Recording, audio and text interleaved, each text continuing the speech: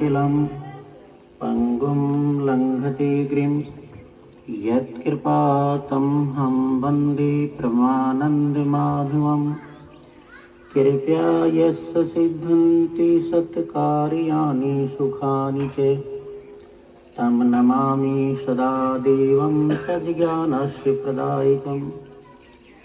यच्छ्रेय दृढां भक्तिं सद्बुद्धिं च दयां च मे पठानि सर्वशास्त्राणि प्रिये लोके भवानि च। गुरुर्ब्रह्मा गुरुर्विष्णु गुरुर्देव महेश्वर गुरु साक्षात् परब्रह्म तस्मै श्री गुरुवे नमः। ये सामूहि सद्गुरु ऐसे मिले जैसे सूरज आकाश, भर में अंधेरा मिट के ज्ञान किया प्रकाश। ये सामूहि सद्गुरु ऐसे मिले जैसे दरिया नीर, मन की तपत बुझाए के तो निर्मल किया शरीर। बोलो साधु साधु। मेरे प्यारे सद्गुरु के चरण अनुरागी हंसों, आप काफ़ी समय से सत्संग सुन रहे हैं। विविध प्रकार के संत वाणी से आपको तृप्त करते हैं। महापुरुष सत्संग में थोड़ा सा अंदर जो शोर हो रहा है, बच्चों पर थोड़ा अंकुश कीजिए। हमारा स्वास्थ्य ही साथ नहीं देता, तो आपका प्यार ज़्यादा, इसलिए हम यहाँ आ गए हैं। तो थोड़ा शांति का दान दें। ये बातें हर रोज आपको मिलने वाली नहीं है। संत समागम हरि कथा तुलसी दुर्लभ दो, सुत दारार लक्ष्मी तो पापी के भी होई। ये जो तुम्हारे पास जितना भी माल खजाना है ना, जितने बेटे पोते पड़ोते हैं, परमात्मा नहीं पूछेगा कितनी फैक्ट्री बनाई है। वो तो पूछेगा मैंने मनुष्य का जन्म दिया था, तूने क्या किया इस जन्म का, इस जन्म का उद्देश्य सार क्या है। तो इसलिए ध्यान से सुनो। जो समझ में नहीं आए तो सत्संग के बाद में पूछ भी सकते हैं, ऐसी कोई बात नहीं है। तो सत्संग जो है दो अक्षरों से मिलके बनता है, सत्य और संग का।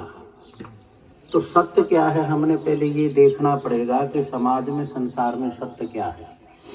और सत्य को समझने से पहले हमने हमारी तीन चीजें जो है ना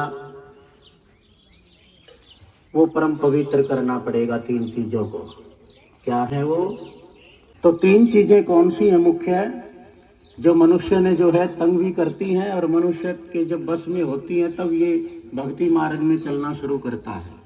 सबसे पहले आचार। आचार अपना आचरण, अपना आचरण परम शुद्ध होना चाहिए। हमारा मन इंद्रियों पर कंट्रोल होना चाहिए, हमारे बस में होनी चाहिए, हम इनके बस में न हों। आज हम अपने मन के वशीभूत हैं, हम मनमुख हैं, गुरुमुख नहीं हैं। और गुरुमुख जिस दिन हो जाते हैं उस दिन कल्याण हो जाता है इस जीव का। तो सबसे सर्वप्रथम क्या है कि आचार, अपना आचरण जो है वो परम रखना चाहिए, यानी शुद्ध रखना चाहिए। अपने मन इंद्रियों से कोई गलत कर्म नहीं होना चाहिए। आचार। दूसरा विचार। विचार हमारा पवित्र होना चाहिए। विचार हमारा कभी भी मलिनता की तरफ नहीं जाना चाहिए। हमारी जो आंतरिक सोच है वो भी बड़ी सुंदर और पवित्र होनी चाहिए। जैसी सोच होगी ना वैसे ही आप कर्म करना शुरू कर देते हैं। इसके बाद में ये भी आपका खुलासा करेंगे। नंबर 3 पर आता है आचार, विचार और व्यवहार। जो अपना व्यवहार है वो भी जो है शुद्ध होना चाहिए। जब ये तीनों चीजें शुद्ध हो जाती हैं तो 3 चीजें और रह जाती हैं। उनमें आता है, अभी भाई जी बैठे थे, सत्संग चल रहा था, उन्होंने बड़ा अच्छा प्रश्न किया था। उसी प्रश्न के अंतर्गत ये बातें हैं कि 3 चीजें इसके साथ साथ और जरूरी हैं कि तन शुद्ध और मन की शुद्धि और धन की शुद्धि। अगर इन तीनों में से भी बिगाड़ हो जाएगा तो भी भक्ति में विघन और बाधा हो जाएगी। हम परम तत्व को नहीं प्राप्त कर सकेंगे, उस शाश्वत तक नहीं पहुंच पाएंगे हम। ये तीनों चीजें खराब हो गई तो तन की तो बहुत आसान सी शुद्धि है। जैसे धूल मिट्टी जमी है, गर्द जमा है, पसीने आए हैं, तो आप स्नान कीजिए, तुरंत शुद्ध हो जाओगे, तन शुद्ध हो जाएगा। तन शुद्ध हो जाएगा, तन की शुद्धि स्नान से। और मन शुद्ध, अगर मन अशुद्ध हो जाता है तो उसको शुद्ध करने का तरीका क्या है? मन की शुद्धि ज्ञान से। और ज्ञान मिलेगा सत्संग से, सत्संग में आने से। बड़े बड़े पापी से पापी भी बहुत सागर पार हो गई। सत्संग एक ऐसी चीज है, सत्संग, जिन्होंने सत्य का संग कर लिया, जिन्होंने सत्य को धारण कर लिया, जिन्होंने सत्य को ग्रस लिया, खा लिया, अपने रोम रोम में उस सत्य को अपना लिया। सत्य क्या होता है, ये भी एक समझने की बातें है। सत्य क्या है? हम संग किसका करें? तीन चीजें इस संसार में, तीन चीजें सत्य हैं, चौथी जो है वो सत्य नहीं है। गुरु नानक देव एक जगह असत्यता को दर्शाते हुए कहते हैं, जो सृष्टि दृष्टि गोचर, जो सृष्टि, समझते हो ना, सृष्टि रचना दुनिया की, जो सृष्टि दृष्टि गोचर आंखों की पकड़ में आती है, जहां तक भी आंखों की पकड़ में जो सृष्टि आती है, जो सृष्टि दृष्टि गोचर ताका नाश तू जान, यानी ये नाशवान है, सदा स्थिर रहने वाले नहीं है। जो नाशवान है उसको सत्य नहीं कहा जा सकता। जिसका नाश होगा उसको सत्य नहीं कहा जा सकता। तो हम संग किसका करेंगे, ये हमने चुनना पड़ेगा।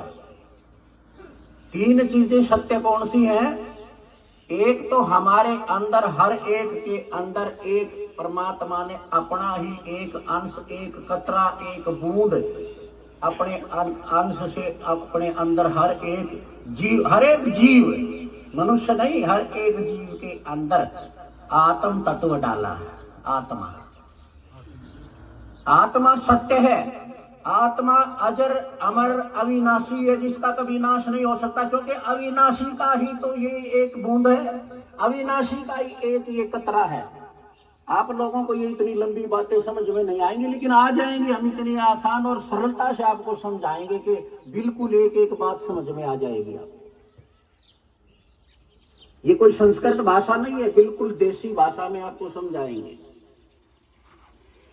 अविनाशी का तत्व है आत्मा, तो आत्मा भी तो अविनाशी हुई ना। अविनाशी क्या होता है? जिसका कभी तीनों कालों में नाश ना हो सके, जिसमें कोई परिवर्तन ना हो सके, जिसमें छोटा बड़ा घटाव बढ़ाव ना हो, जो ज्यों का त्यों हो, और जो ज्यों का त्यों सदियों से चला आया है, उसको हम सत्य कह सकते हैं। उनमें से एक क्या है? आत्मा अजर अमर अविनाशी है। अग्नि जैसे 5 तत्व का प्रभाव पड़ता है ना सब पर, इस पर 5 तत्व का प्रभाव नहीं पड़ता। अग्नि से जला नहीं सकती, पवन से सुखा नहीं सकती, धूप से कुछ बिगाड़ नहीं सकता, जल से परवाह नहीं, गिला नहीं कर सकता, इसको किसी प्रकार का कोई नुकसान नहीं होता। ये परम चैतन्य है, ये है आत्म स्वरूप। जिसने कहा, जिसने अपना आपा जान लिया, उसने 3 लोक पहचान लिया। अपना आपा जानने का मतलब है कि मैं शरीर नहीं हूं। शरीर कभी किसी का हुआ भी नहीं है। पता नहीं हमने कितने शरीर छोड़ दिए, पीछे छोड़ दिए ना, कोई शरीर साथ आया नहीं आया। तो शरीर में आत्मा है, ये आत्मा शरीर नहीं है, ये आत्मा मन भी नहीं है। आप देखिए, छोटे से ज्ञान से आप मोक्ष प्राप्त कर सकते हो। छोटे से ज्ञान से आप ये कल्पना कीजिए कि मैं आत्मा हूं, शरीर नहीं हूं। शरीर होता तो पहले जो था वो भी मेरे साथ ही होता। आज तक किसी शरीर ने हमारा साथ नहीं दिया, लेकिन आत्म तत्व वही आता है यहां पर। इसलिए मैं एक आत्मा हूं, मैं शरीर नहीं हूं। शरीर में जो मन है 9 तत्व से बनता है। मन की कोई स्थिरता नहीं होती, मन कभी इधर लुढ़क जाता, कभी इधर बगैर पेंदी का लोटा जो बोलते हैं, उसका एक विचार कभी दिमाग में आपके नहीं रहेगा। कभी कोई आ गया, कभी कोई आ गया, कभी कोई आ गया, कभी कोई, ये चैन से नहीं बैठता। जब ये जागृत अवस्था में होता है तो विचार चलते रहते हैं। आप देख लेना एकांत शांत में बैठ करके, ऐसे पता नहीं लगता इस भीड़ में। और जब सो जाता है तो सपन शुरू हो जाते हैं, याद रहे या ना रहे। ये कभी नहीं चला, ये टिकता ही नहीं है। अगर ये टिक जाए तो कल्याणी हो जाता है।